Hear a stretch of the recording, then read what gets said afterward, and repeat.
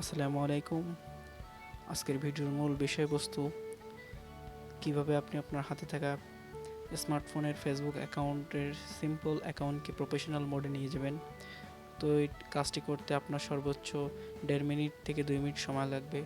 তো let's start our today's video. তো এটার জন্য আপনাকে সর্বপ্রথম চলে আসতে হবে প্লে স্টোরে।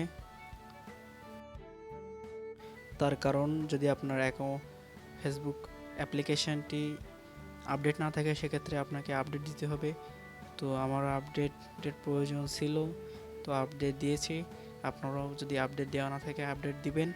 তারপর চলে যাবেন আপনার ফেসবুক অ্যাকাউন্ট।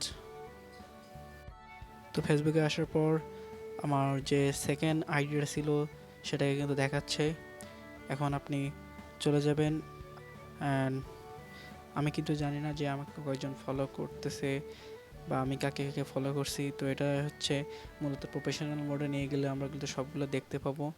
তো প্রফেশনাল মোডে নেওয়ার জন্য সর্বপ্রথম যেটা করতে হবে, দেন আপনি থ্রি ডটে ক্লিক করবেন। এখানে আসার পরে নিচে একটু স্ক্রল ডাউন করে টার্ন অন প্রফেশনাল মোডে ক্লিক করবেন। তো ক্লিক করার পরে আপনাকে যে চ্যাপ্টারটি দেখানো হবে এখানে টার্ন অন অপশানটি ক্লিক করবেন। আবারও ক্লিক করার পরে আপনি দেখতে পাচ্ছেন কিছু লেখা আছে, এখান থেকে আপনি বেরিয়ে চলে যাবেন।